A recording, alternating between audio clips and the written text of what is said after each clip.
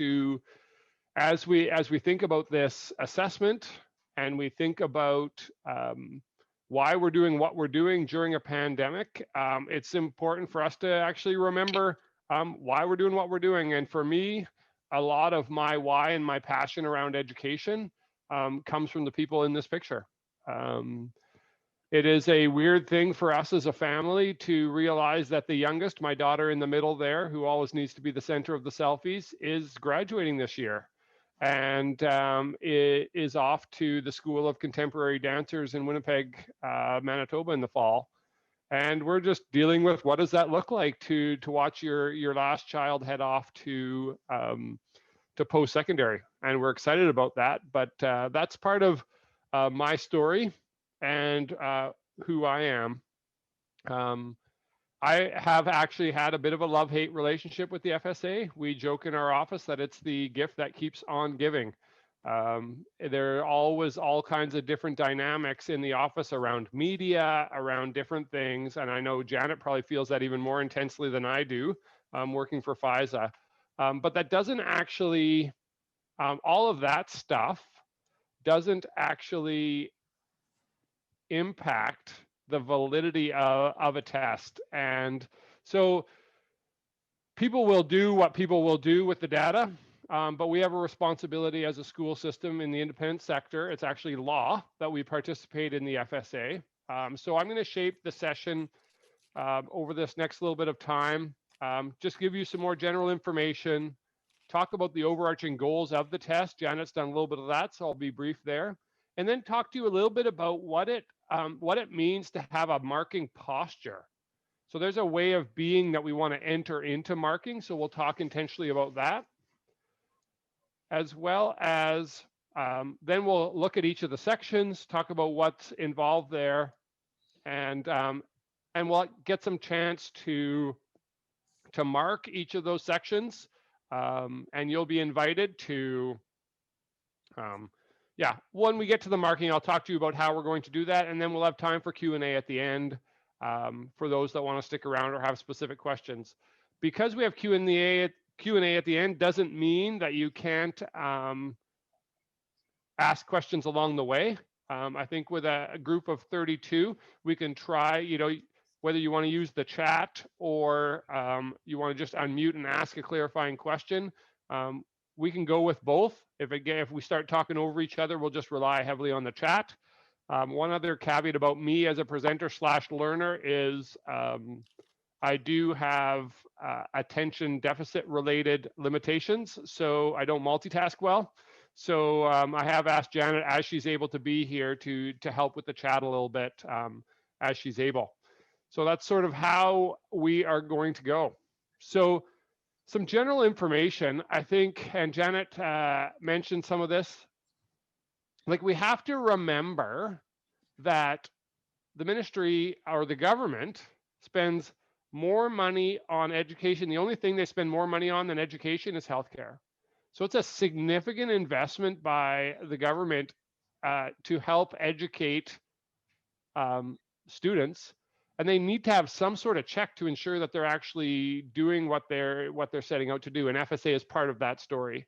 FSA was never created to rank schools or teachers, but we are in a province that really emphasizes transparency of data and information, and therefore people can take data and do what data people do to create a buzz. And that does happen, but that has never been the intent of the test. And then it's important to realize that the integrity of marking is an essential part of the validity of the test, and that's why we're doing this training. And then when it talks about the parts of the test, sure, we are just marking the actual answering of the test, but that doesn't actually invalidate the role of the collaboration and reflection. Especially the collaboration, I think it's important that we reinforce that we want teachers to participate in the collaboration, because that's where students are accessing their thinking and getting ready to answer, and it more mirrors the learning in the classroom in that context. So a few overarching guidelines. There will be We're going to go through a few guidelines in the posture, then I'm going to stop, see if there's questions, and then we are going to talk about the reading and mark some of the reading using the exemplars. Then we'll take a break, and then we'll do the writing and the numeracy. That's sort of the path moving forward. So overarching guidelines, you have to remember that everything you are marking is timed, high pressure, first draft. And that is the context through which you're looking at the answers. My daughter knew that I was preparing for this, and she was helping me with a little bit of the photocopying of the exemplars and that sort of thing. And she was able to recall how stressed out she was as a fourth grader taking the FSAs for the first time. She's 17 years old and she still remembers that. And I think we need to actually keep that in mind. That's the context of this, and that's only magnified because of a pandemic. It's also important to know as a marker that you can only mark what you see.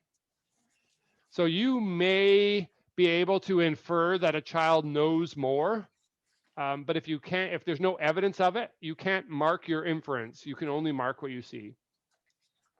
And then in a year where we're not getting schools together to mark collectively for the most part, you want to make sure that you are using marking practices that maintain the anonymity as much as you can of each of the markers. So you're not tying an answer to a person. Now I realize with smaller schools, when you, that's not a possibility, but I think you just need to do your best to try to be as objective as possible, knowing that the whole process is subjective. So it's just sort of trying to err on the side of as much objectivity as possible. And then if you're marking a lot of books, I don't know what the sizes of all of the schools, but if you're marking a lot of books, you want to make sure that you include some quality control through the marking. So you're halfway done the reading, for example, you do a stop and you check with other people you're marking with to see, are we getting the same answers? So we're getting a little bit of feedback there from someone who's not muted. It looks like it's been worked out. And then we only mark the official responses. We don't mark up books. So there is no feedback. There is no marks in the book other than the number that goes in the square on the page that you're marking, as well as on the cover of the book. Those are the only marks that should end up in this book. Depending on your personality, you will see things that you want to edit, or you want to give feedback on it because it's made you chuckle and it's awesome, and you want to affirm the writer, but that is not our role with marking. And then one thing to remember too is that there is certain responses sometimes can be disclosures of trauma or abuse, and we do have a responsibility as teachers to see that as a disclosure and follow up with that with the regular protocols that we have in place there. So that does happen. It's very, very rare. We have actually had in all my years, and we're talking more than a decade of marking, we've had one situation where we had to follow through because there was actually a disclosure in one of the written responses. So it's rare, but it does happen, and we just need to be aware of it. And then lastly, we need to remember that we are marking holistically. So the rubric does, as you hopefully are aware, break down, for example, in reading, it breaks down into comprehend and connect. And those are helpful, but we have to remember that we are marking holistically. So we're talking about which is the column of best fit. Most responses will have aspects of it that fit in 2, sometimes 3 columns. And then that's the nature of the learning process. It's not linear. So then we're looking for the column of best fit, knowing full well that we're making a professional judgment based on a rubric. And so that is sort of the background as we approach it as a marker. So what that means for posture is that we need to remember that this is an assessment, not a judgment. We're not penalizing students. we are trying to be as objective as possible using the rubric. But we have to remember that this is a timed, high pressure situation. So when we have a question about the column of best fit, we are actually giving the students the benefit of the doubt.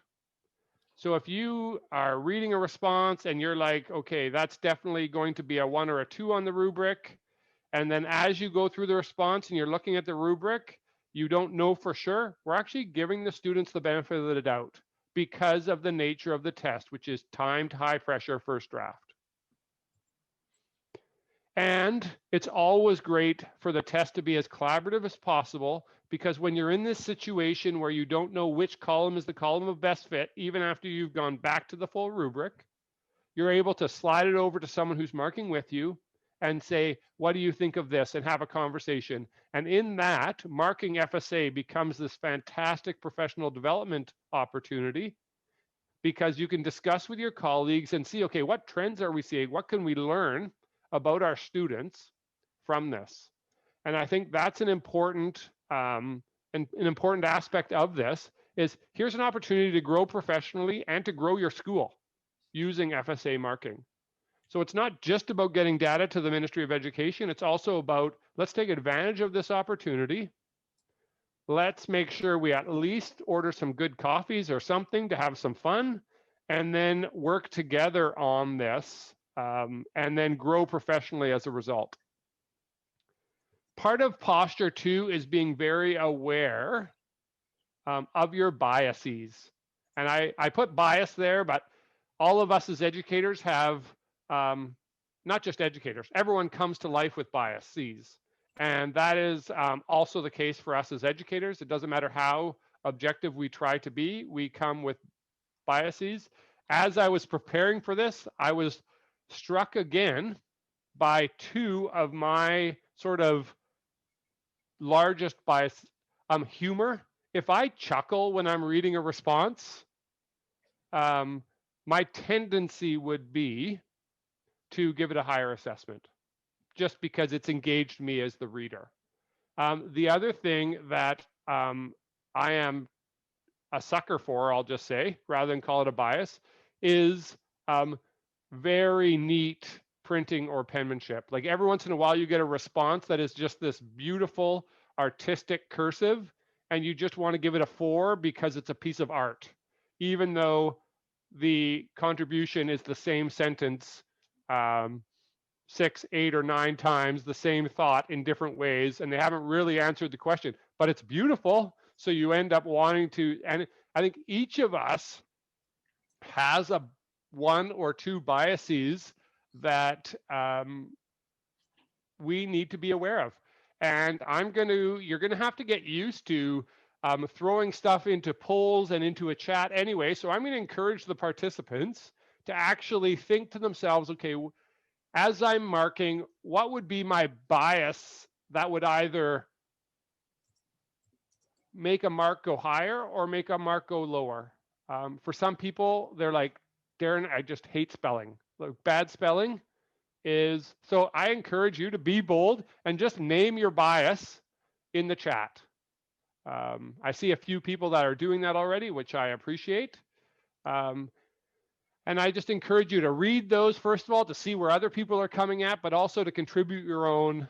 I agree that handwriting piece is, and I could totally see the punctuation as well. Oh, I love the 2 lengthy answers. Often you'll see people are like, if it's long, it must be awesome. Yes, great, Valerie, with the amazing vocabulary. Also, and it's actually not bad that we have a bias. We all have a bias. The key is that when we're ignoring our bias, let's acknowledge our bias and go into marking, thinking about our biases and how it might impact our answers. So that was a lot of information that can be summarized in 2 phrases. One is, this is a timed, high pressure first draft. When in doubt, we're giving students the benefit of the doubt. And I think that's especially essential this year, and all the upheaval and all the ups and downs. Dare I say, for some students, the trauma of living in a pandemic. What we've experienced as we've looked for exemplars is we've realized that, especially with in the 7th grade responses, which we won't talk about today, it comes up a little bit in the 4th grade responses as well, is a lot of kids want to write about the pandemic and their experience as they go through this. So is there any questions about what we've covered so far? I'm going to pretend that silence means that I was so crystal clear there are no questions, because I'd like to live in that that mystery world, or that that false world for the moment, and we'll just cover a little bit more. When we're marking the test, I encourage you to actually read the passages, if there are passages, for example, in the reading, or read the full instructions, and to actually at least complete a bullet list of how you would respond. You're a better marker if you put yourself in the shoes of the learner. And that's why when we get to the numeracy section, we're going to take 15 minutes and you're going to do the questions if you haven't already. And because it's important to, again, remember what it feels like to be a student in this space.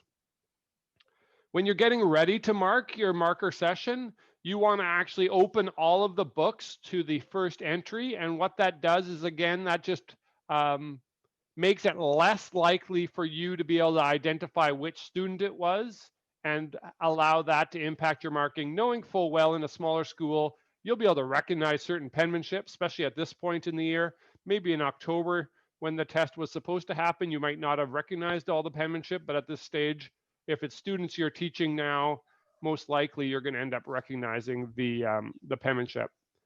And then as we're marking the test, we need to remember that we're holistic marking, we're relying on the rubric. It's just, if you were at an actual in-person training, some early on when we made the transition between the old FSA to the new FSA, we did full day training sessions. And basically by the end of it, you were like, I never want to hear the word rubric again, because every time it was like, back to the rubric, back to the rubric, back to the rubric. So we want to talk about how to effectively use a rubric. So I'd love for you to please pull out the grade 4 reading rubric and your highlighter. This is actually a picture of an old rubric, so don't worry if your rubric looks a little different. It's sorry, I'm looking for the I'm stumbling over my tongue here. You can't read it anyway because of it's not clear. So that's not the point. Why I chose this picture is just, this is a picture of what I'd like you to do, which is to take your highlighter and the reading rubric, and I encourage you to highlight key phrases that you believe are going to be helpful for you when you're trying to differentiate between one column and the next. So an example for me, if you look at the first sentence in the snapshot rubric, what I find very helpful is limited understanding, understanding the gist, clear understanding, and in-depth understanding. For me, those 3 phrases are key in helping me decipher which number a student has achieved in a certain response. And I think with reading, it's important to realize that you're marking reading, not writing. And again, it's often you can penalize a response because it's not written well, even though the response is actually full of detail and quite insightful. So I encourage you to take, we're going to give you sort of 2 minutes to review the rubric and use your highlighter to just highlight a few of the key phrases that you think are going to be helpful. And then as you come up with them, I encourage you to throw a few of them into the chat. So just like Yeah, I Darren. suggested. Yes. Just quickly, sorry, but on what we have on the screen at the bottom, I see it's from a different year, and it's saying that that's page 5. Could you tell us the page number, please, to find that writing scoring rubric? So the rubric was one of the things that you were supposed to come to the session with in the instructions. Yeah, I grabbed the So wrong one, yeah, unfortunately. no problem. So I will see what I can do while people, oh, I see someone's popping into the chat. Is there someone that has access that could, oh, there we go. Karen, thank you. Karen tells us it's page 5. In the PDF, I'm assuming, right, Karen?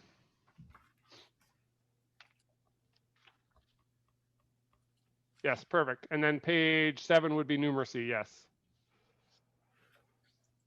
Perfect. Thank you very much for helping me out there. So yes, now would be the time to, oh, thank you. So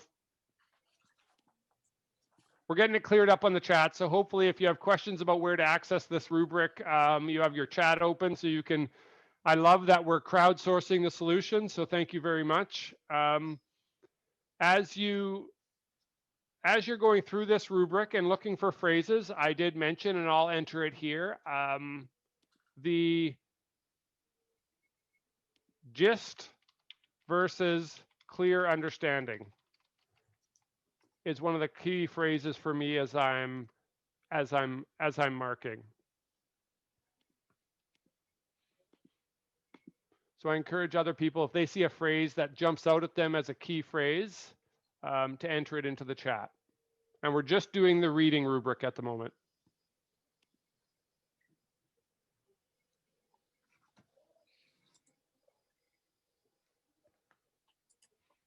Yes, that's a great one, Heather. Thank you. Insightful or unique? Yes.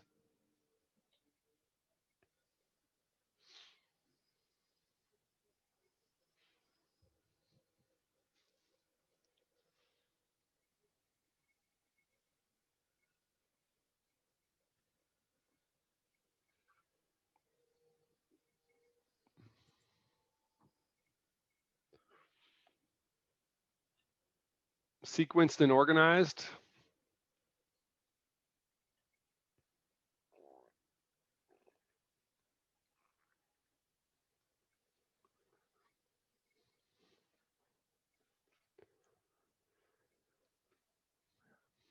I love the phrase insightful inferences. We always joke about the fact that isn't that beyond fourth graders, but as you read through them, you realize it actually isn't. Obviously, it's developmental.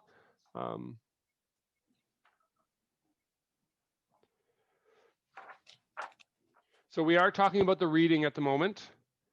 Each of the rubrics is built the same way, and I encourage you, we're only going, I was encouraging people to be in the reading rubric as they're looking at phrases.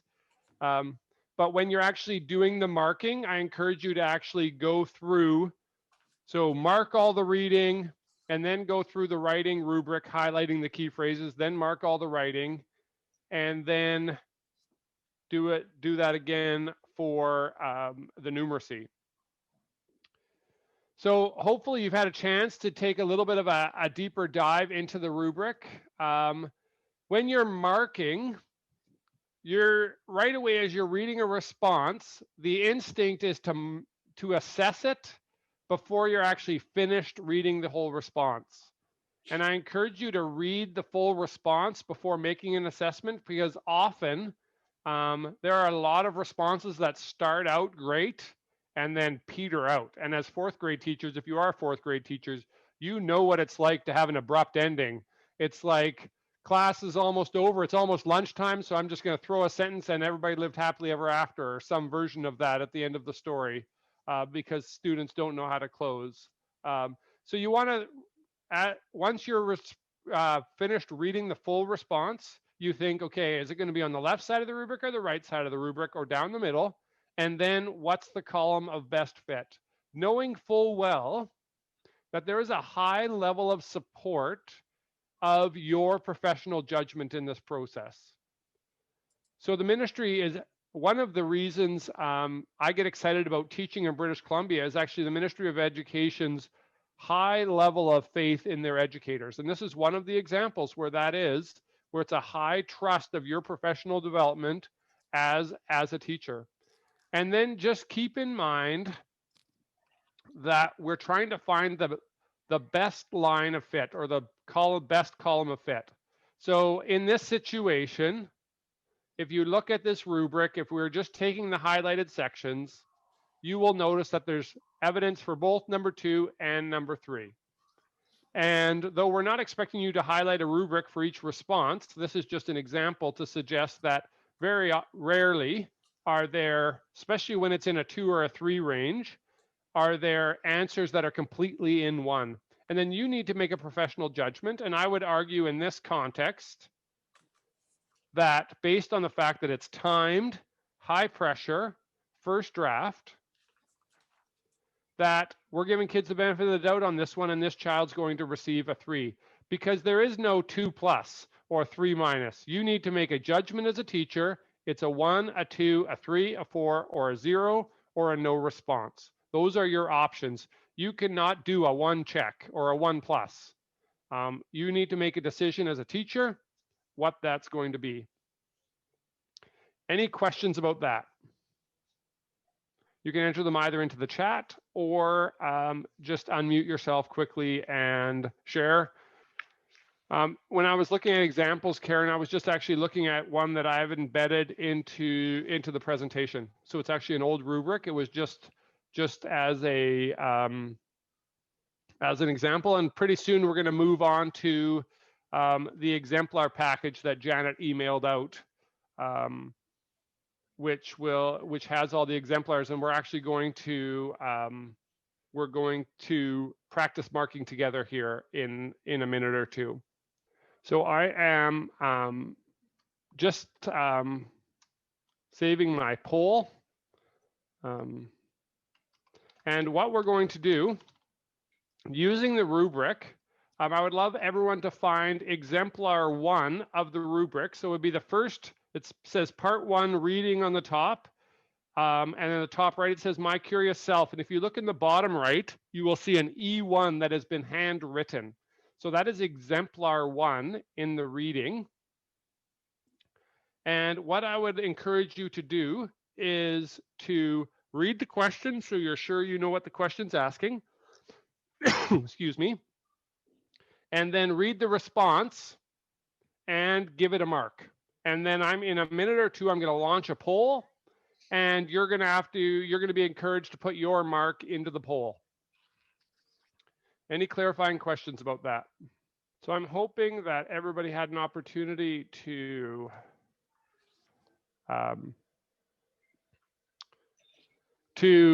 give themselves an answer, and I am going to launch the poll for the group, and I encourage you to participate in the poll when you're ready for exemplar 1.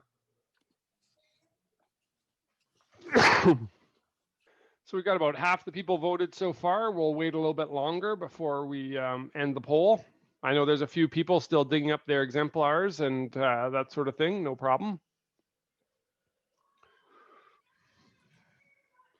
If you were in a live marking session, you would all have a small number 1, 2, 3, and 4 on a piece of paper, and you'd actually have to, we'd count to 3 and you'd hold it above your head. So there's no anonymity in a live marking session in person, so that we could have some dialogue about why you might give it a different response. So we got about 60% voted.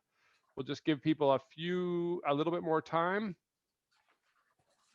Those that are already finished, if they want to look at exemplar 2 and start marking that one as well using the rubric, they can feel free to do that. We're almost at 70% voted, and then we'll close the poll. One of the things I love about this dynamic is people are just deciding how often we put our students on the spot. It's important for us to remember what that feels like as we engage with this. All right, so we don't quite have 70% voted. It's usually my cutoff, but I am going to end polling and share results. So here are the results from our group. If And so these are actually, might not seem like it, but fairly consistent results. And this is what I'll tell you. So in exemplar, getting the exemplars ready, this response was given a 3. So because it makes insightful inferences, the reader is able to support their thinking, it's mostly accurate detail, and there's an understanding of the text. So when we're looking at exemplars and trying to decide where they fit, we're actually pulling out phrases out of the exemplar to show. Now, because of the nature of this, so I got a tickle in my throat. Because of the nature of this process, I think it's important to realize that this can't be a 1. But it could, you could argue that it'd be a 2 and maybe argue that it could be a 4, especially depending, like I've said, I've just been preaching generosity to the student. But when you look at the phrases of each of the columns, it's our belief that column 3 is the best fit.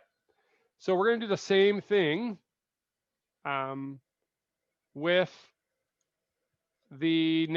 exemplar 2. So as you're ready, let's do the same thing with exemplar 2. And this time, after you've given it a mark, I encourage you to look at the actual phrases on the rubric that if I asked you to justify your answer, you would justify it by pulling phrases from the rubric. Which phrases would you pull?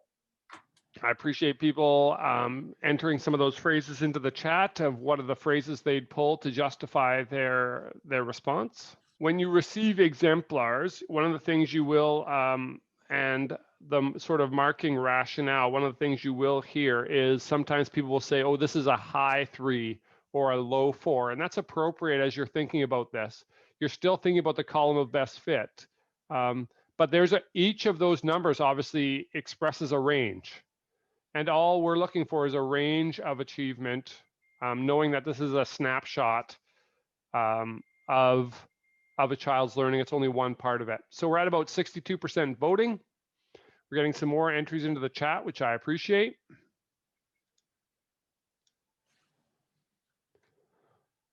And we will, we're going to end polling and share those results.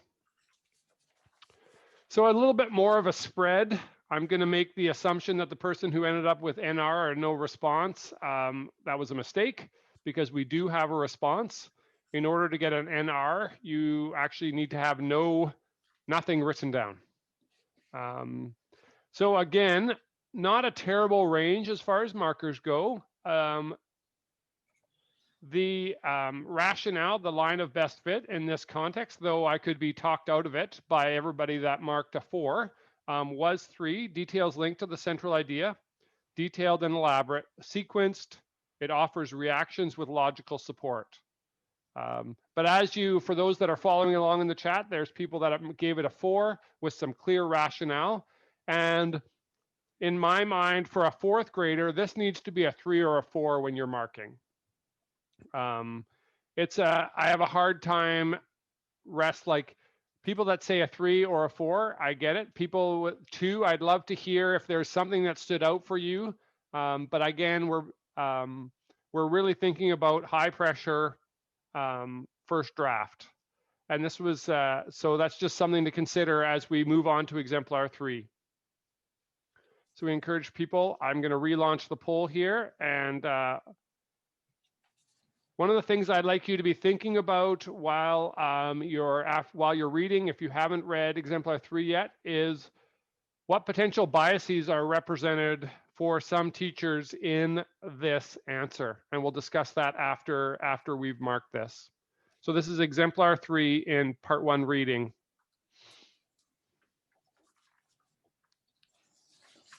And then we're also going to do exemplar 5 before we move on to the second reading question.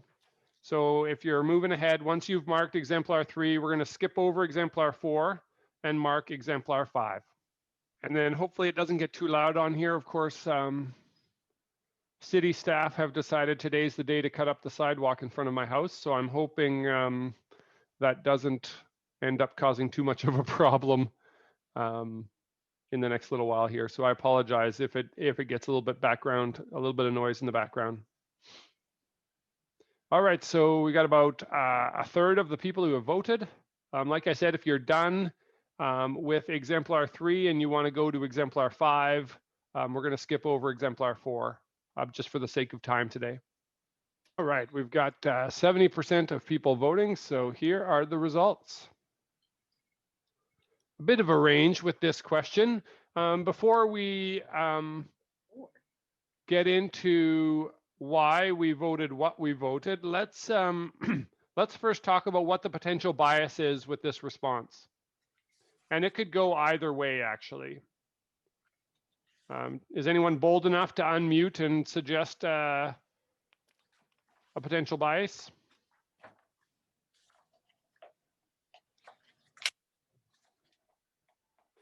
Yes, great opening line.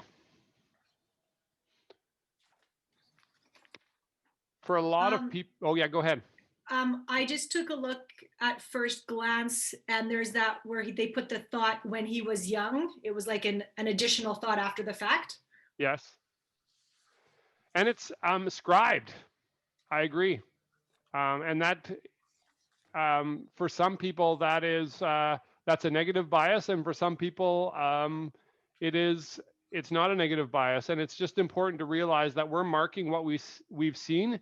And it's I included this exemplar because it's important to realize that students, when they're taking the test, are allowed to have whatever adaptations they have in a regular class. So if they regularly have a scribe, it's appropriate that they have a scribe during the test.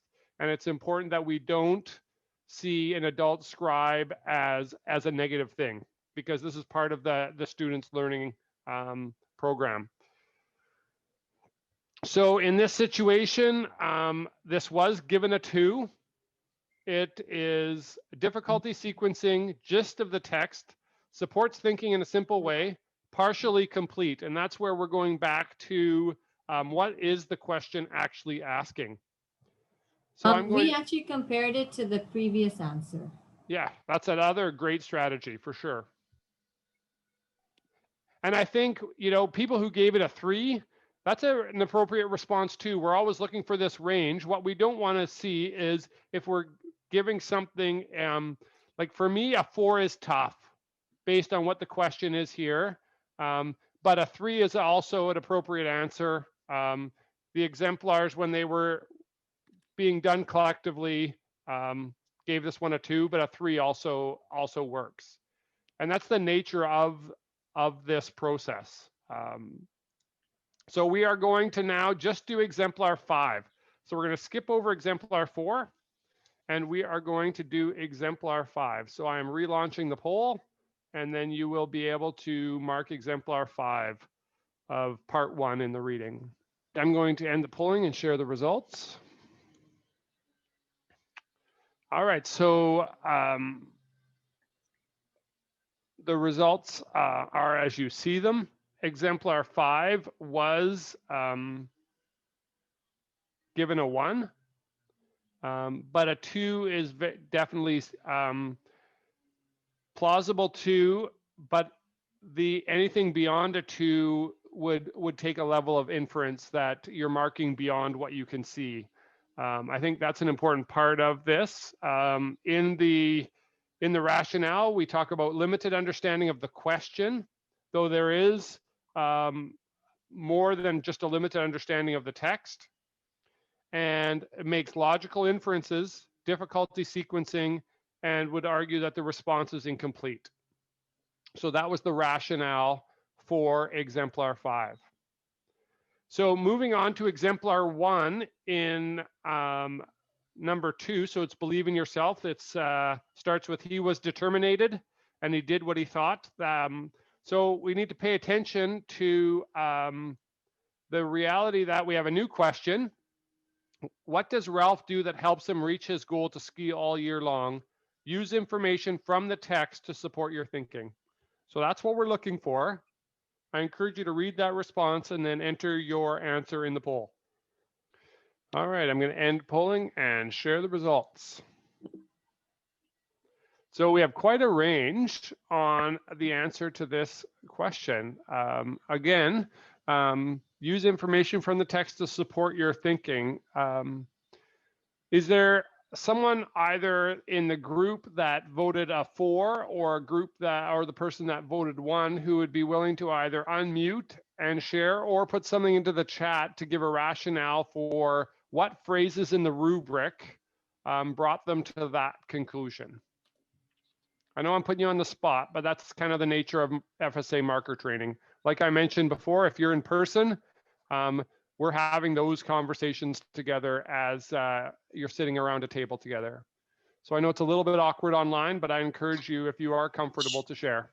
Sure. So I would say I might revise my 1 up to a 2 because there actually is one small piece of evidence that he made his own water skis. I was looking maybe for more than that, but yeah, being generous, I would go up to a 2. Okay, no, great. That's excellent. And I think what we saw as we, first of all, thank you. And then what we saw as we went through the practice in question 1, like we create, it's not unusual for us to have quite a large spectrum when we do the first question in a series. And hopefully we'll see some more agreement as we go along, but thank you for that. How about on the 4 side?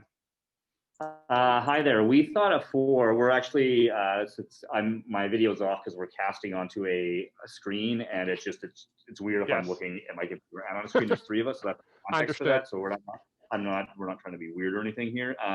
So and we've been kind of working a little bit collaboratively as well in this room. So we thought it was reasonably detailed and elaborate. I could probably be talked down to a 3, but there was some insightful references around we can ski today because of the work that was done by Ralph in 1922 around that innovation. So there was that kind of inference that we thought maybe put it above a little bit above what we would have maybe thought a 3, but I could be, in a real-time situation, I could probably be talked down to a 3, but I don't know if 2 seems a little low to me still. Yeah, perfect. No, and I think that's some of the nature of what we're doing. In this situation, it actually was given a low 3, and the rationale for the low 3 was that it was clear understanding of the text, but a gist of the question, relevant details, partially complete, but there was some detail there, and then like some personality and some personal application as well. So 3-2 is kind of where we saw this one living. Let's move on to exemplar 2. I'll relaunch the poll for exemplar 2 in this section.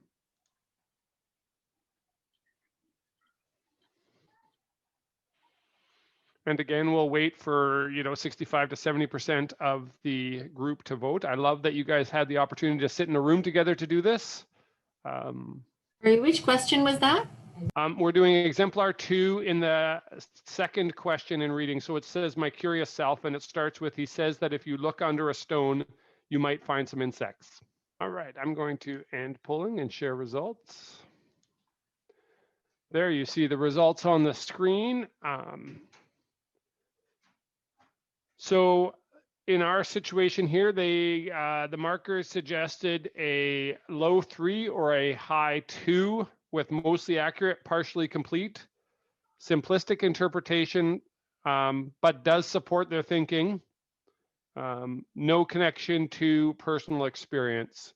So again, in that 2-3 range are appropriate responses. Let's move on to exemplar 3. And then when you're done exemplar 3, we're also going to look at exemplar 4. So you can, if you're done, I'm relaunching the poll now for exemplar 3. So with exemplar 3, complete, clear, accurate, they said low 4, high 3 sort of range. This is one of the ones that we included in the exemplar list because there are certain responses that you feel like it's actually, if you look at the rubric, the best place to put them is the line down the middle, in between the 2 numbers, which I know is not how rubrics work, but this is one of those responses that encourages us to live in that line between 3, 4. So both 3 and 4, I would argue, are accurate in this situation. All right, let's do one more exemplar in the second question of reading. So let's do exemplar 4. I'll relaunch the poll. And so now we're doing exemplar 4 in the second question in reading. Third of the votes are coming in. Trying to create some anticipation. It's neck and neck at the moment between 2 numbers, which is always a good sign when we're getting to the point where we're just wrestling with one of 2 numbers rather than 3 or 4. Right, I'm going to end polling and share results. So this is actually, like, I know in teaching and education, we always want to believe that there's always a right answer, but this is actually a great result when you're doing marker validity training. Where you get concerned is when you've got a spread of 3 numbers or more, even sometimes, like we saw in some of the beginning. But this result is not a bad result at all, because this is either a low 2 or a high 1. Those are sort of the space. There's limited understanding. It's incomplete, but there is some interpretation, I believe. I'm just pulling it up here. The official exemplar was that this was a 1, actually, but it is. I'd love for a few people, like obviously the majority of this group said they believed it was a 2. I'd love to hear some, if someone's comfortable voicing why they believe it's a 2. I said it was a 2 because in the question, what does Ralph do? We may, by our biases, thinks it's something that you do with your body, you put something together, but maybe thinking and having ideas is also doing. Yeah, that's great. It's a great rationale. And I think it's just clear, it's key that as markers, we have a clear rationale for why we're giving it what we are. And that's why I asked that question. But that's a great rationale. May I add something on that point? Sure, please do. Given that the FSAs for grade 4 students are based on what's done up to and including grade 3, and we just had a pandemic, that's why I went towards a 2 to a 1. Yeah, benefit totally. of the doubt. No, that's great. So we're just transitioning into the third section now. So I want to just, before we start putting numbers in for exemplar 1 of the third question in reading, please pay special attention to the question. So it says, to answer the following question, you need to use information from both stories.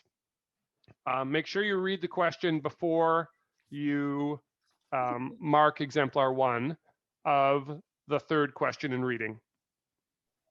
Darren, has anybody told you your voice sounds like Premier Horgan? No, I've never heard that. Listen to him next time. I will. That's excellent. I've never been told I can do voices, but maybe I'm gonna have to try that out now. Again, we're getting a bit of a spread, so I encourage you to be thinking about which phrases would you pull from the rubric to justify your answer. All right, we are going to end the poll, share the results. We're getting used to this rhythm now. So there are the results. So not a terrible spread by any means. In the context of grade 4, this was given a 3. Supported thinking with text-based information, detailed, sequenced, offers a reaction, and makes connections. Any questions, comments, rebuttals on that?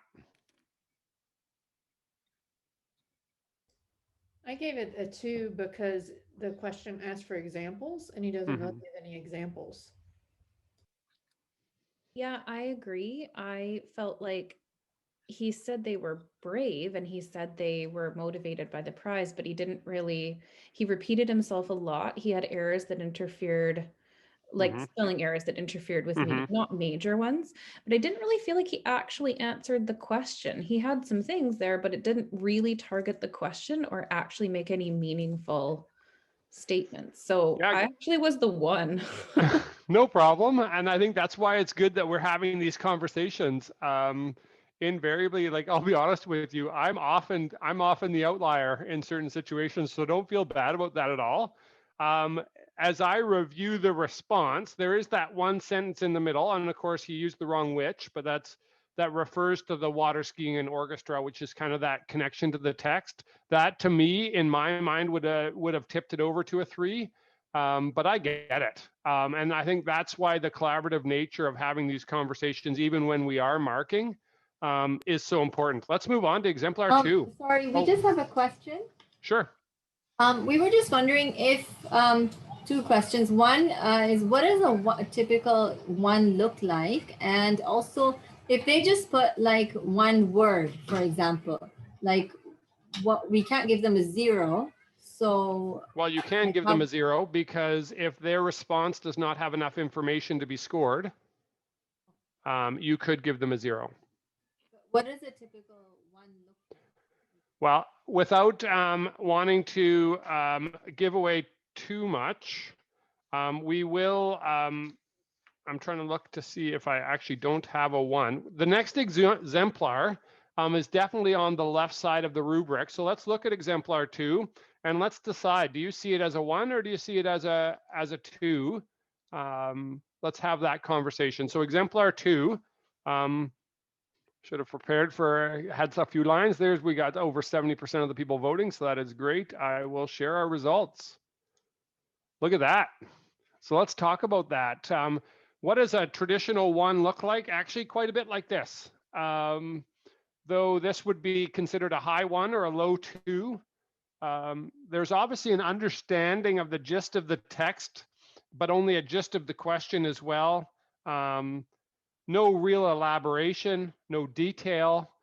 So this is legitimately a high 1 or a 2. But to me, like of the exemplars we have, this one is actually the closest one to a 1.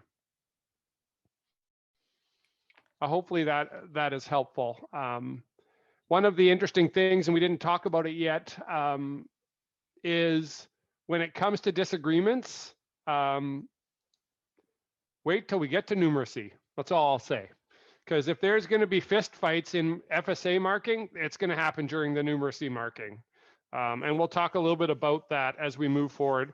I would love to do exemplar 4 of question 3 in the reading. So let's move on to exemplar 4. And I will relaunch the poll. All right, the votes have begun to come in. Again, I encourage you to think about what are the phrases in the rubric that are the ones that best represent this response. All right, I'm sharing results for this question. So we got a bit of a range there. I'd love to hear from either the 2s or the 4s before I let people know where the markers landed. Again, phrases, like pull phrases out of the rubric. Maybe they'll come up in the chat as well. That's also good. Thank you for helping with the exemplar issues on the chat. Thank you for that. Anybody want to comment on what phrases they? Well, for me, I put it into the realm of the 2 because there was some detail, but there wasn't a ton of elaboration around it. And to me, they were simple, obvious inferences. It wasn't very in depth. Great, thank you. Others? All right, the markers actually agreed with you that this was, exemplar 4 was a 2, with the rationale of difficulty sequencing, supported simplistic, some interpretation or insight, and partially complete. That repetitive nature, not a lot was said. Now, could you rationalize a 3? Yes, I think 4 is a stretch, personally, for this response. So let's do let's do one more in this section, which means we're doing exemplar 5.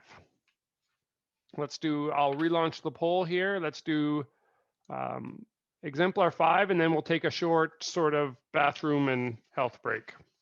All right, I've ended the polling. I'm going to share the results. Again, like we mentioned before, when you have a strong, what I would argue is a strong 3, it's not surprising to see a few people on both sides of that column. In our mind, it was a strong 3 because it offers opinions with logical support, integrates specific relevant details, mostly accurate, insightful understanding. Could you make a case for this being a 1? No, actually you couldn't. Could you make it a case for 2 or 4? I would argue you could. There's enough complexity to this answer to make that a possibility. All right, so we are going to take just a 3 or 4 minute. So if we could be back here at 2:21, just a quick break to get some water to stretch, and we will transition. We'll do a few exemplars in writing and then get into the numeracy where we'll spend the bulk of our marking time after this. So we'll see you here in about 4 minutes. We'll get started at 2:22. How about that? Microsoft time. I know full well when I say goodbye for a break that it's going to take a little bit for people to get back, but I do want to keep track of our time so we can actually get to the numeracy in the time we have. We are now moving on to writing. A few things we need to remember that we have students engaged in creative writing. It's timed, high pressure, first draft. And that's why you'll see, for example, if you're looking at the writing rubric, a lot of times people put a lot of pressure on conventions, and you'll realize that you can have errors and still receive a 4 potentially in writing. So what we'd like to do with writing there, keeping in mind the snapshot and at the writing, those key phrases at the top of the writing snapshot. Writing is brief, unorganized with few relevant details. Writing has some sense of organization, few relevant details.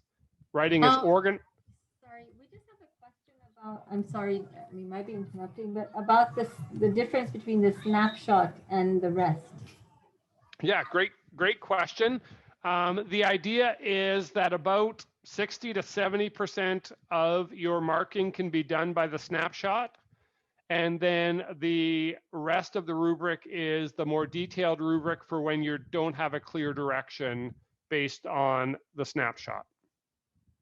So when we're marking and we're hosting marking sessions, we will have all of the snapshots on the desk in front of the marker, and we rely, like I said, 60 to 70% of the time, all you need is the snapshot. And then when you find yourself going, oh, is this a 1 or a 2? I don't really know from the snapshot. Then I go into the full rubric to help me decide which is the column of best fit. That's a great clarifying question. Thank you. Hopefully that answers. I don't know if there's others. All right. Yeah, so I think with the snapshot, we're looking at this progression from brief and unorganized to focused, organized, and elaborate. And that's sort of the scale we're working on as far as a snapshot goes. So, but we do need to remember this is a first draft. So it's possible to have errors and still do well. The question is do the errors affect the meaning, yes or no?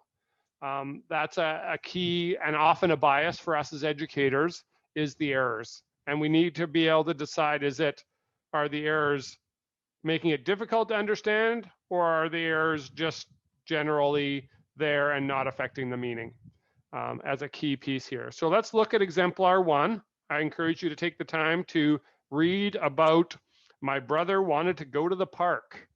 And I will relaunch the poll. Feel free to use the snapshot and the full rubric of the writing to give your assessment of exemplar 1. My brother wanted to go to the park, but I didn't. All right, I'm going to end polling and let's take a look. Again, not a terrible range, especially for our first assessment in writing. The rationale here would give this one a 2. Some sense of organization, simple language, several errors, some link to purpose. Again, this is one of those ones that jumped out at me as far as bias goes, because my eldest might be 20 years old, but I could hear him in this one. So it was writing prompt in the book you'll have it articulated, but I can't remember off the top of my head. I'm just looking for it. If someone can, who has the book right in front of them, could help out with the question about the prompt.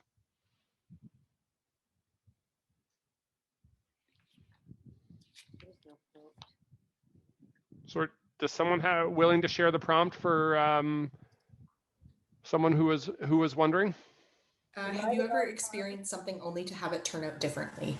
Okay, perfect. Thank you very much. All right, let's move on to exemplar 2. We're going to do exemplar 2, and then we are going to do exemplar 4. So I'm relaunching the polling for exemplar 2. And then if you're done that one, feel free to jump to exemplar 4.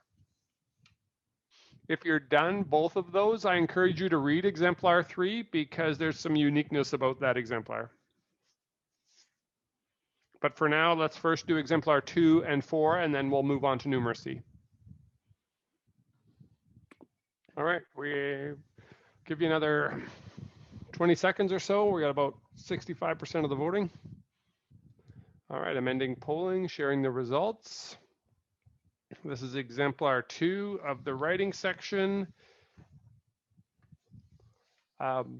The markers agreed with the crowd, organized and developed, so they did give it a 3. Focused ending, generally relies on direct language, clear link to purpose, several errors. That was the rationale for exemplar 2. Let's move on to exemplar 4. Can I just jump in on that exemplar? Because I'm finding myself triggered as an LA teacher. Yes. Because that one is very clearly a student who is an ESL, like an English language learner. Okay. And I feel upset that they would not get a 4, because if they were to write this in their native language, then I think you would see the errors disappear. You can see the sophistication of thought. You can see, even with them being an English language learner, that they're varying their sentences. They've got creativity, but it's because the errors are there very clearly because they don't speak English as their first language. And I feel like they're being penalized for that. And that really upsets me. Yeah, no, that's a great clarification. And one of the challenges, like you've just named one of the challenges, because goes back to one of our principles at the beginning that you can only mark what you can see. And I understand that being frustrating. What you're speaking of is a limitation to standardized testing in general. And is why when I talk about my love-hate relationship with the foundation skills assessment, you've basically hit one of the key reasons why. But that is a limitation of the tool. And I know that's an unsatisfactory answer, but it's the best answer I can give. So I apologize because I get what you're saying. Yeah, I don't want to pick on you, but more like I actually feel like it's past unsatisfactory. I feel like it's actually unacceptable because it's not that should not ever be something that students are penalized for. I feel like it borders on. Well, and I would argue though that they're not actually being penalized. Well, yeah, but I mean, because we're talking about the stress of the student. You can't say that these results aren't personal to the student. And a student who is relating an event where they were stressed about a music thing, that result is going to feel very personal and penalizing. So while I agree it doesn't penalize them in terms of their progress or their, anything in terms of a grade, it is a personal thing. And I actually do have a huge problem that we can't account for if I can clearly tell they're an ESL learner, I do see that. Okay. I accept that. But when it comes to where they sit on the rubric, regardless of the background content, theoretically, this is a check of where they're at on their English journey. And are there limitations? 100%. I did actually, and maybe this speaks to my ignorance, but this one actually did not, I didn't make that connection. So now that I'm rereading it with that lens, I'm like, oh, that's interesting. That could be, but I did not make that connection myself. I don't know what else to tell you. I hear an ex-boyfriend, exactly, the turns of phrases and whatnot. Yeah, no, I believe you. That's why it twigs for me that I'm like, Yes. oh, this person doesn't speak English as their first language. No, and you could be right. But that's kind of beyond the scope of the marking session. I'm sorry. It's one of those things where I do, like I said, there are limitations, and this conversation highlights one of the limitations. And it's one of the reasons that if we didn't have the Fraser Institute, we would be less concerned about this, because this is just a snapshot of a child in a specific time in their life, and that's all this is. So Darren? Yes, yeah. Darren, it's Janet. May I interject? Yes, please do. This is a very important topic, and we don't want inappropriate actions to be done under the umbrella of education. So at this point, all I can say is that as part of your response package, there is a place in your forms to provide feedback to the ministry. And if we have 32 people right now on the call, if 32 people all brought this to the attention, saying we're not comfortable as teachers scoring an ESL or an English language learning student in the same way, perhaps that can cause some reconsideration at the ministry level. Yeah, thank you for that, Janet. That's key. Thank you. And I think also, just to reiterate one aspect of, like, the ministry is always excited to receive feedback, even if it's negative feedback, and they take the feedback they receive very seriously. So don't take lightly that suggestion that Janet's just given us. I have launched the poll for exemplar 4 of the written responses. Knowing full well that is a conversation that we aren't able to close and draw an end on, but I encourage you to put in your marks for exemplar 4. We're waiting for a few more people to enter there. I know it's a little bit longer. We're waiting for a few more people to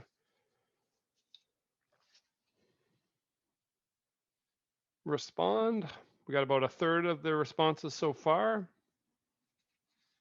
For those that are done already, we will do exemplar 8 as well before we move on to numeracy. We'll do exemplar 8 as well. So if you want to prepare yourself for that, go ahead. All right, I am going to share, I'm ending polling and sharing the results for exemplar 4. You should see those results in front of you. I would love to hear from both the 2 and the 4 if they would be willing. I would. Go ahead. Go ahead, Lisa. I was just going to say 4 too. I am actually sad about the printing, and it could have brought me down to 3 maybe, but very good detail.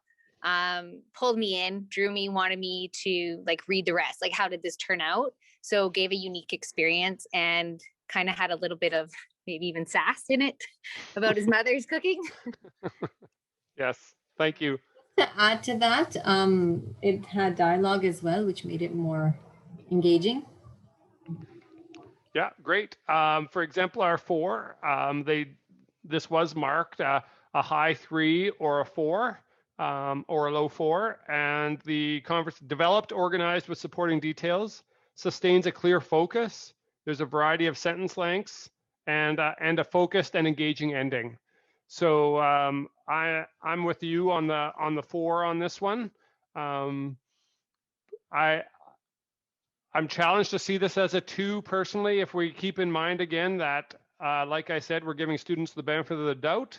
But 3 and 4 definitely are within the range. Let's do exemplar 8 before we move to numeracy. So as you're ready, you can assess exemplar 8. All right, I'm going to end the polling and share results. Hopefully you can see the results now. Quite a range here. So I'd love to hear, especially from the edges, if there's people that chose 1 or chose 4, even 3 for that matter. What were phrases you pulled out of the rubric to highlight and make your decision?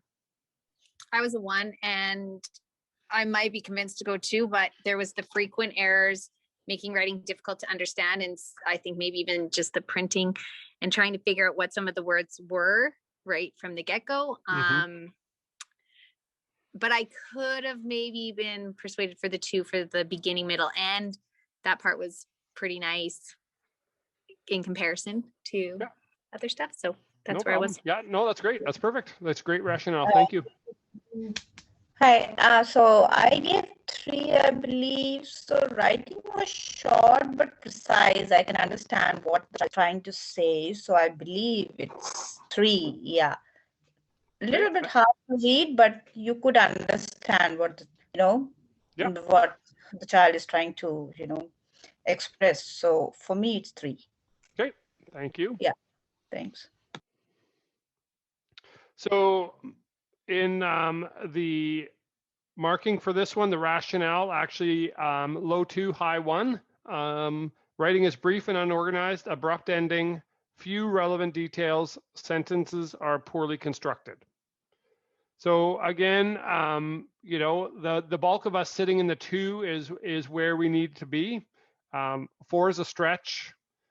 Some would argue even that 3 is a bit of a stretch, but there is some possibility. But we definitely, and like the majority of us are, in that 80% of us are in that 1-2 range, and that's where we need to be with this one. All right. Sorry, can I ask one question? Sure. How much do we look when we score in one of the examples I read that one of the students was writing more like a description of a day. I think it was a game or something that he had. There was not a lot of feelings or how he felt or if he was disappointed or whatever in that. It was a very lengthy text, but not much of this part and more like a description of the day. How much would that go into the scoring? Yeah, I believe that was exemplar 5 that I just encouraged people to take a look at, because that one actually showed up as a 2 as well, because there was not a lot of, it was generally basic language, relied on simple and compound sentences. It was a list of events, so it was lengthy. So that's what made exemplar 5 interesting one to discuss. So that's where that would have ended up, and that's the balance between, and that's potentially a bias of it's long and it's well printed, neatly printed, it must be good, when in fact it's actually very simple writing. And just to explain, that was the 1-2 that was showing up in the one where you said, could the 2 please explain how you got to the 2? I think it was actually example 4 that you asked. Okay. I scored example 5, I guess. Okay. Got it. Okay. No problem. But yeah, hopefully that's helpful for clarification. Yeah, thank you. Yeah. All right. So just talking briefly about numeracy here. Like I mentioned, if we're going to argue, this is where we're going to argue. If you had a visceral response to other questions, I anticipate it being even greater during numeracy. And there's a couple things that you need to decide as a marking group. We're not given specific direction from the ministry in this space. And you see those sort of what I've called flashpoints at the bottom of that screen. And I think it's important that we remember we're looking to assess thinking, not computation exclusively. And there are some where we get into the sort of the big discussions are, you know, can you get 4 with an incorrect final answer? And if you look at the numeracy rubric and you pull that out, that to me is one of the hard parts for people is that question. Also, can you get a 3 with a correct answer? And then can you get a 4 if you don't show your work? If we're going to argue about something, and here is where, as a school in particular, or in a marking session that's across schools, you want to create some consistency. So it's important to have some conversations about some of these elements, but I do want to take just a few minutes to look at this rubric again and pay special attention to the snapshot. And I encourage you to take 2 minutes now to make sure that you're familiar with the snapshot before we move to exemplar 1. And again, we see limited ability, basic ability, proficient ability, and advanced ability. And then those are described in the reason, understand, and communicate sections below. And I think that is a key piece of this. When you are marking the numeracy section, you want to make sure that you actually do the questions. More than in the writing and the reading, it is essential that you actually do the questions before you mark the numeracy. We don't have time to do that today, but I do encourage you, before you do your marking for your school, that you do the questions on your own paper, make sure that you have an answer. With that in mind, we've got question number 1. We're going to just do 2 from each of the questions. So there's 3 numeracy questions, and we're going to do exemplar 1 for the Alex helps at the bird sanctuary question. Exemplar 1, I am launching the poll. This may take you a few minutes to go through the first time, because we've got multiple steps. We got 3 steps that need to be tackled to be able to complete the answer. If you need to pull out your calculator on your phone, pull out the calculator on your phone. I did actually when I was preparing for this.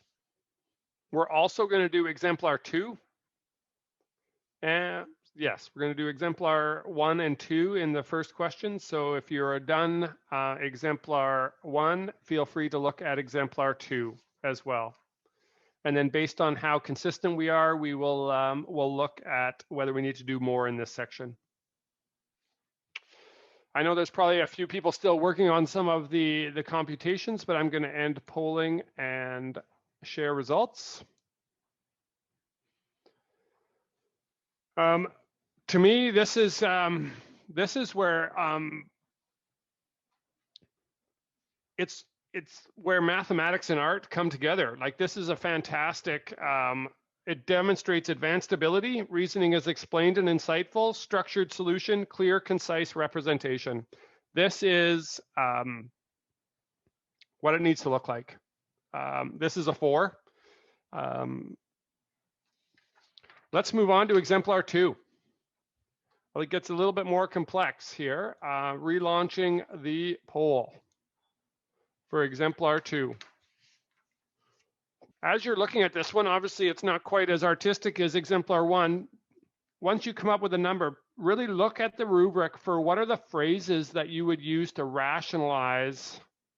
All right, we got over 70 people voting, so we're going to end polling and share results.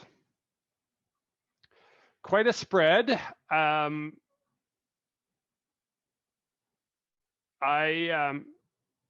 This is one of those situations where there's a lot going on.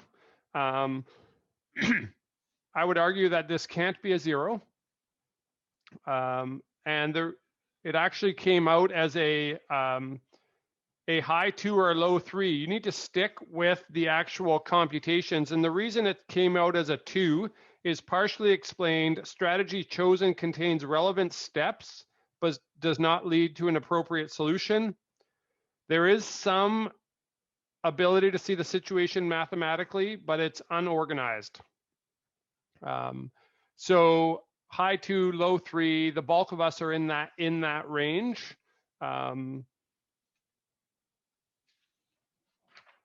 I am going to suggest, because we were a little bit all over the place on that question. Oh, I was actually reading the rationale for the wrong one. Isn't that hilarious? Sorry. This was a 2. I got mixed up there. So we are okay with that one. Let's move on to, let's do one more. Let's just do exemplar 3. Sorry, I apologize. Exemplar 3 in this first question. All right, most people have voted. I'm ending polling, sharing the results. The marking agrees with this group. It was seen as a 2. Basic ability. Strategy chosen contains relevant steps, but does not lead to the appropriate solution. Reasoning is partially explained. Inconsistent representation. That was the rationale given for this. Let's move on to question 2 now. We're now in the business of looking at charts and fruit. And let's look at exemplar 1 of the second question in numeracy, relaunching the poll now for exemplar 1, question 2 in the numeracy. All right, over 70 people have voted, so we'll share the results. Again, the rationale agrees with a 4, demonstrates advanced ability. Reasoning is explained and insightful, structured solution, clear, concise representation. So this again is an excellent example. Let's move on to exemplar 2. Let's share results. So here we have the results. We would agree again, the markers partially explained, so it's a high 2, low 3, partially explained. Strategy chosen contains relevant steps, but does not lead to an appropriate solution.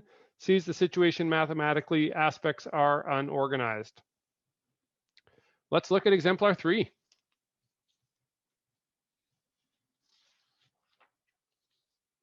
And then we'll move on to our last question. Launching the poll for exemplar 3, question 2 in numeracy. Just a quick question. If a student wrote, like I had a student write, so it's where it says show how you know, they wrote, I just know. I just do. Yes, it's classic. So they're not showing their work there. So when you're looking at the rubric, then there is, the solution is not thoroughly described. So that would just move it down a little bit in that area. But if everything else is in a specific column, then that one aspect doesn't necessarily eliminate it from, for being the best fit potentially, if everything else is accurate and clearly articulated. It's a great question. And one of the things that you wrestle with when you're marking numeracy.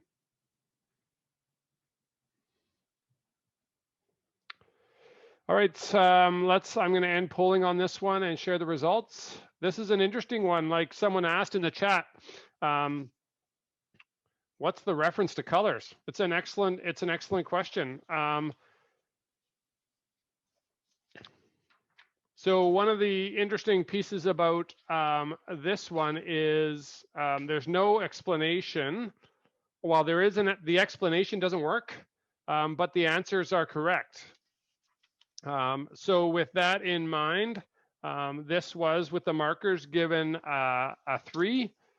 Reasoning is not explained, solution is appropriate, limited representation using mathematical organizers, etc., but a correct answer. So that was the decision that was made on that one. I think there's enough. If you look at the extended rubric on this question, exemplar 3, there is enough rationale for this not to be a 4. But I also would, because of its accuracy, I don't think it can be a 1 either. This definitely needs to be in the middle there if you're doing that work. Let's look at, so we're still on, I feel like we've got a little bit more work to do with question 2.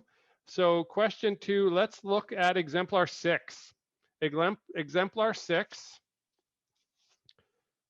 with question 2. I will relaunch the poll. So again, we're jumping to exemplar 6, question 2 in the numeracy. While you're working there, Lisa, thank you for that clarification. I thought it was colors, but that totally makes sense with the columns. You could tell them how to practice with reading grade 4, the language of grade 4 printing. And no problem, Christy, I understand. We're just about done, but yes, feel free. All right, so a bunch of votes are coming in here. For those that want to get a head start on the last question, we are going to do exemplar 1 and 2 of the third question while you're waiting for the other people just to finish doing this exemplar 6. All right, we got 60% of the people, so I'm going to share the results. All right, so this, we agree exemplar 6 is a 2. Addition was correct. Response communicates a starting solution. Strategy chosen to solve the problem contains relevant steps, but does not lead to an appropriate response. So this is this fits within that 2 range. With the time we have left, let's move to question 3, exemplar 1. You may need to review the question, but we're moving to exemplar 1. Question 3, and we're going to do exemplar 1 and 2, and then we are just going to close out with any questions. So exemplar 1 and 2 for part 3 numeracy, that starts with the estimation. And again, like I've said all the way along, once you've put your assessment in, I encourage you to go back to the rubric and say, this is the phrase, or these are the phrases that that are ricocheting in my head to affirm that I made the right decision. And if you've marked number 1, feel free to mark number 2 right away. And then that's how we'll finish off our session today. All right, 60% of us have voted. Here are the results. So a few sort of comments as you're looking at the results and seeing like there's quite a spread. First of all, the marker was reasoning is implied. So this is, they gave it a 2, basic ability. Response communicates a starting solution. Emergent understanding of mathematical concepts. And you see that in both part A and part C. There is a limited understanding both into estimation and also using words, pictures, or diagrams to tell a math story. The math story does not represent the equation. So that's where this one ended up being a 2. Obviously, it's great that we don't see any 4s on the board because you could make a case for a 1 potentially or a 3, but this definitely cannot be a 4. I'm going to relaunch the poll again one more time. So we're going to do exemplar 2 of question 3, and this will be the last one for today. All right, I'm going to end the polling and share the results. So we don't really have a spread, but we do have a spread. This to me is again where numeracy and art collide. There you've got just a well-articulated explanation of all aspects of this question. Double representation in part A and part C. The rationale for this one demonstrates advanced ability, including legends. Reasoningly is explained, strategy is appropriate. This is an excellent response to this question. It can't be a 1 or a 2. And I even have a bit of a hard time rationalizing a 3 on this one unless I've missed a piece of it. But this is just an excellent articulation, especially for a fourth grader timed high pressure situation. So that has been a marathon, and I want to thank you to the participants that are still engaged. I deeply appreciate your commitment to doing this. It's a big job. I get it. I guess the fact that there's going to be some discrepancy is okay. My encouragement to you is, as much as possible, do this collectively, do it collaboratively with someone else, so that when you do have those questions and you are wondering, that you can rely on the professionalism of your colleagues as well, and use that as your check as you move forward with this. I am open to questions at this point, knowing full well that we have run the gauntlet as far as FSA marking goes this afternoon, but I will stick around for a few minutes if there are questions. Yeah, we have a question. So do we need to, when we're marking, do we need to, and we've read their answers, and we go back to our rubric, do we need to highlight what criteria they fit into? No, is that necessary? Not at all. It is just the rubric's there for you. The only thing you put in the book is the number in the square within the book, and then you transfer that number to the front cover. That's the only writing you need to do at all. Okay, thank you. And I would suggest, so Janet again popping in, I'd suggest that you don't highlight anything, because remember the booklet's going to go home to the parents. And if you highlight it, it just causes or opens the opportunity where they may want to come and question your decision. And we want to have a dialogue with parents, but you don't want to put more effort into the FSA than the ministry expects you to do. And they do not expect you to be doing conferences with parents about FSA results. Yeah, great clarification. Thank you, Janet. Sorry, we missed that. Did you say that this goes to the parents? The rubric? No, the student response booklet. Darren, I'm correct in that, correct? Yes, you are. Okay.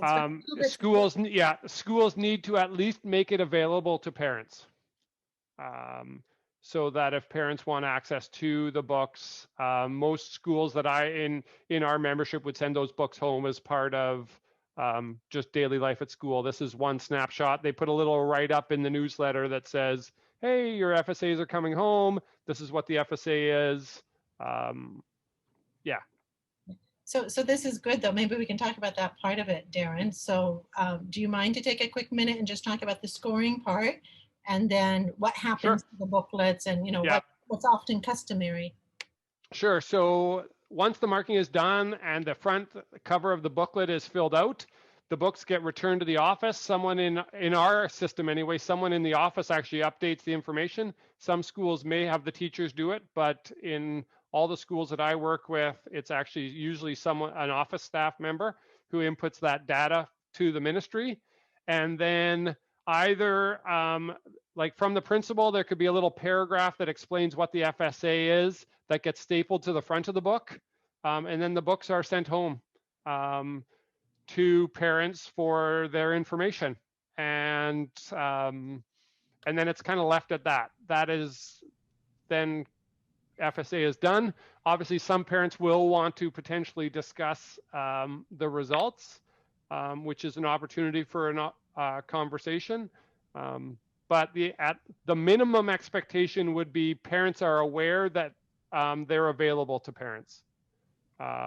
So that's the minimum expectation.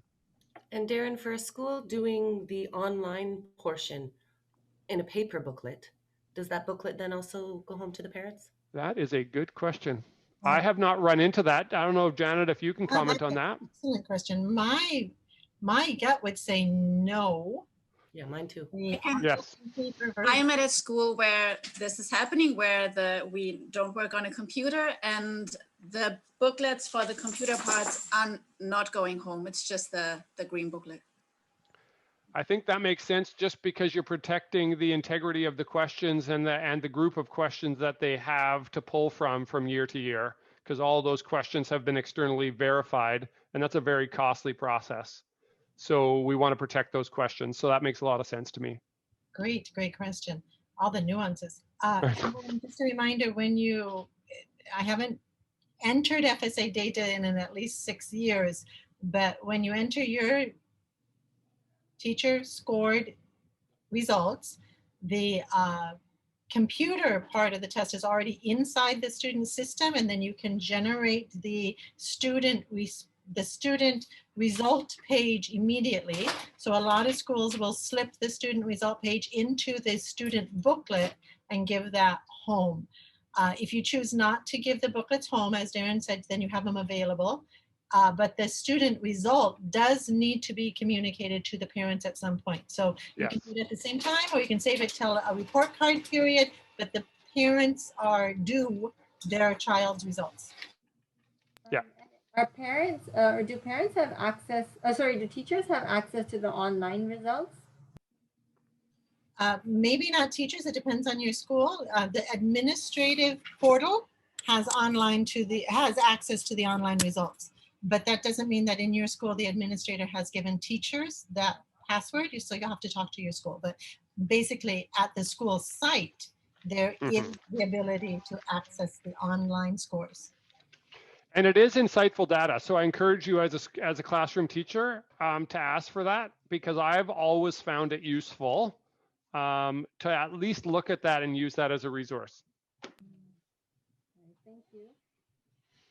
Yeah, I would say, yeah, push your reasons why you would like that. Not necessarily that you want the password to the portal, but you want to be able to know your class results.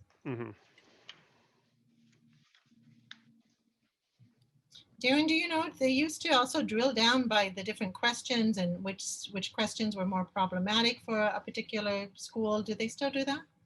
I know they do that at the ministry level. And I think through UBC's EduData site, there is some analysis, but I haven't accessed that in the last few years just because of my role. I haven't had to, but I'm led to believe that there's still that access to that data, again, through the password that the administrator would have. Another question is regarding what you said about marking for what we can see.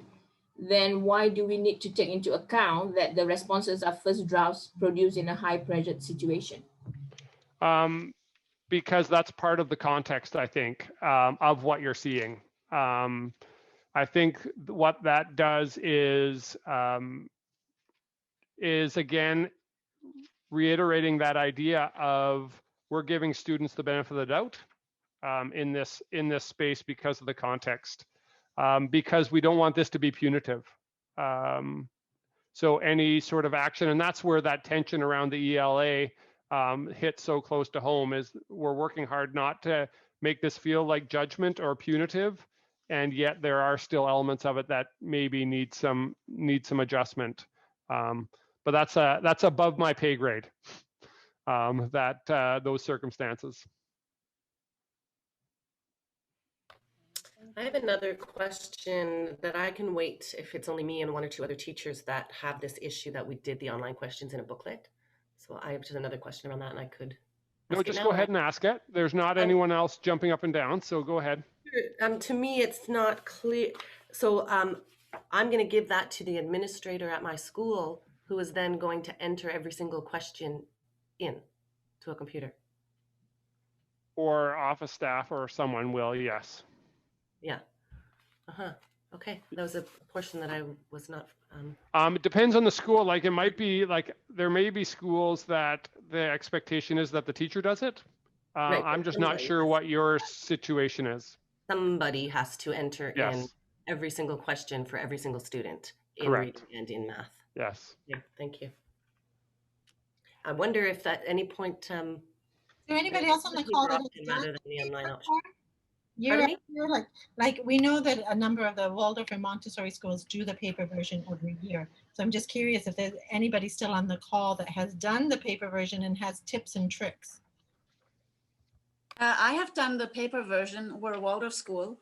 I don't know about tips and tricks. I think it was pretty straightforward for us to do that. It was actually, yeah, the kids had fun with it because they're not really usually used to questions like this.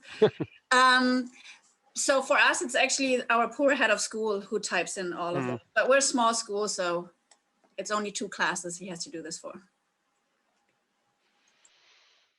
It's helpful. Yeah, thanks.